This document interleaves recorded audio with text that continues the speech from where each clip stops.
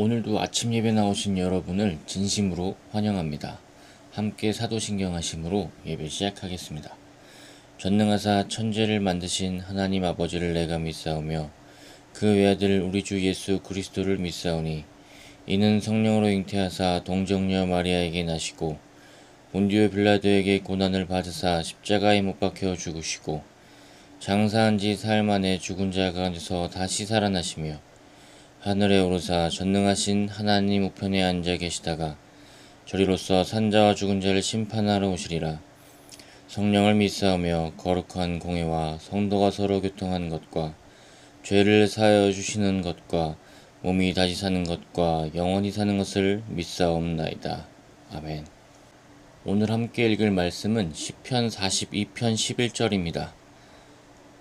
내 영혼아, 내가 어찌하여 낙심하며 어찌하여 내 속에서 불안해하는가?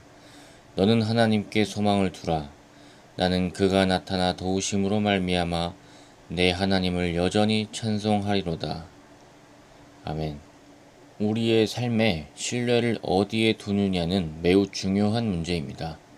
오늘 시편 42편에 우리가 함께 읽을 말씀은 매우 은혜롭지만 42편의 내용이 은혜가 되는 것은 아닙니다. 42편의 내용은 10절은 이렇게 말합니다. 내 뼈를 찌르는 칼같이 내 대적이 나를 비방하여 늘 내게 말하기를 너의 하나님이 어디 있느냐 하도다. 또 4절에서도 그렇습니다. 내가 전에 성의를 지키는 무리와 동행하여 기쁨과 감사의 소리를 내며 그들을 하나님의 집으로 인도하였더니 이제 이 일을 기억하고 내 마음이 상하는도다. 이제 이 일을 못하게 돼서 마음이 상하는 것입니다. 참 슬픈 가운데 시인은 이 고백을 남깁니다. 내 영혼아, 너가 어찌하여 낙심하며 어찌하여 내 속에서 불안해하는가? 너는 하나님께 소망을 두라. 아멘. 그래서 오늘 말씀의 제목은 하나님께 소망을 두라입니다. 우리가 삶을 살며 어디에 신뢰를 두느냐는 매우 중요합니다. 내가 신뢰할 만한 것이 무엇인가에 대해서 생각해 보는 것, 정말 중요한 것 같습니다. 신뢰할 만한 것은 아마 직장이 되기도 하고 또는 성적이 되기도 하고 학력, 자격증 이런 것들이 되기도 합니다.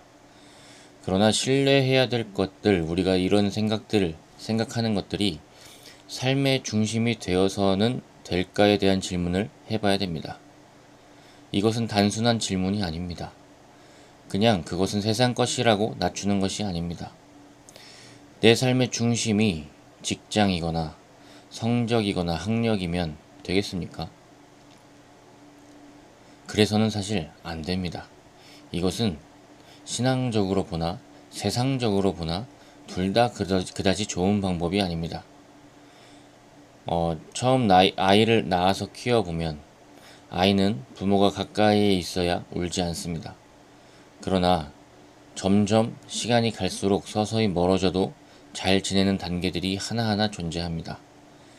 그런데도 불구하고 아이들이 불안하지 않고 잘 지내는 이유는 부모가 있다는 확신이 있고 나에게 돌아올 신뢰가 분명히 있기 때문입니다.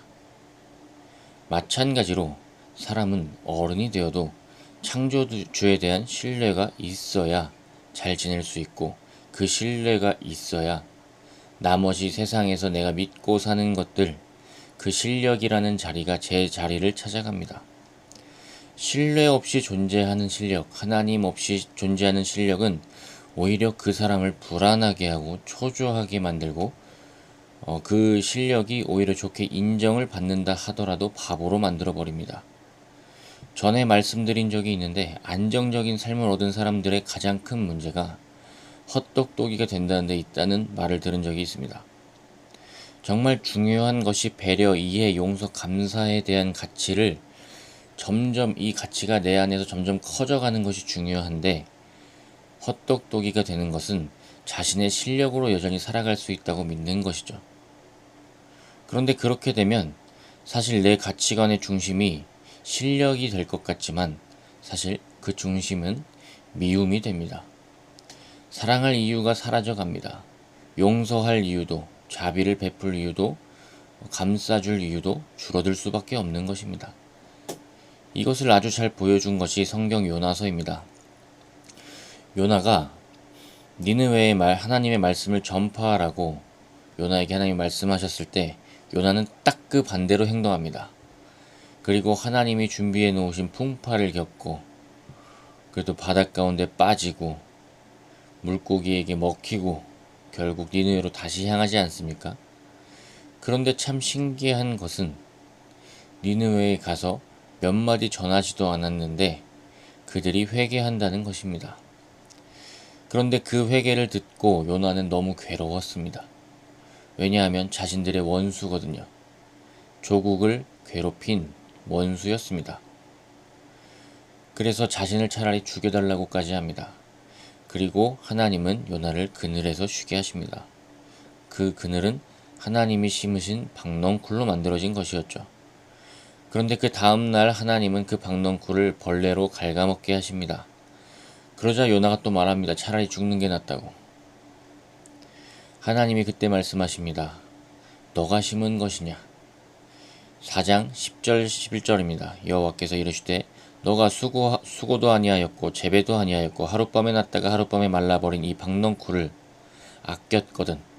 하물며 이 큰 성읍 니느웨에는 좌우를 분별하지 못하는 자가 12만여 명이요 가축도 많이 있나니 내가 어찌 아끼지 아니하겠느냐 하시니라. 하나님에 대한 신뢰입니다. 하나님이 세상을 지으셨다는 그 섭리를 알지 못한 삶은 나도 모르게 하나님을 이기적인 존재로 만들어 버릴 수밖에 없는 것입니다. 상대를 위한, 나만을 위한 하나님이 존재하고 너를 위한 하나님이 존재한다고 말은 하지만 사실 그 하나님은 자비로운 하나님이 아닙니다. 너를 향한 자비로운 하나님이 존재하지 않고 너를 향한 십자가는 존재하지 않는 그런 신앙이죠. 이번 수련회에서 한 청년이 교회의 문제점을 지적하는 시간에서 이런 말을 했습니다.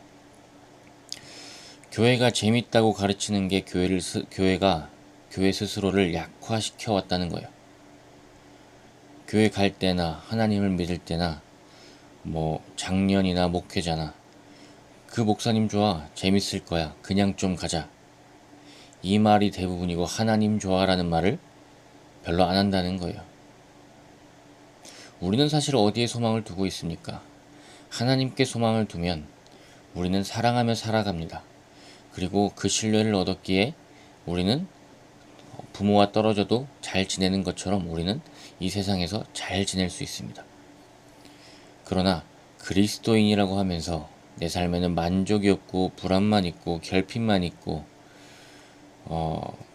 믿음이 느껴지지 않는다면, 믿음으로 살아갈 힘을 얻지 못한다면 그 믿음은 사실 헛된 믿음입니다. 잘못 믿고 있는 것입니다. 감사함과 만족함이 있음에도 소명을 주셨기에 우리는 달려가는 것이지 세상에 인정받지 못한 것으로 초라함으로 갈급함으로 살아가면 인생은 초췌해질 것입니다. 오늘 시인은 가장 괴로울 때 하나님께 소망을 두라고 말합니다. 그리고 요나를 통해서도 말씀드린 것은 하나님께 소망을 두지 않으면 나는 내 판단으로 사랑하지 못할 사람을 사랑할 이유가 다 사라지는 삶을 살게 됩니다. 그리고 하나님께 소망을 두지 않으면 잘못되면 헛똑똑이가 될 위험이 너무나 큽니다.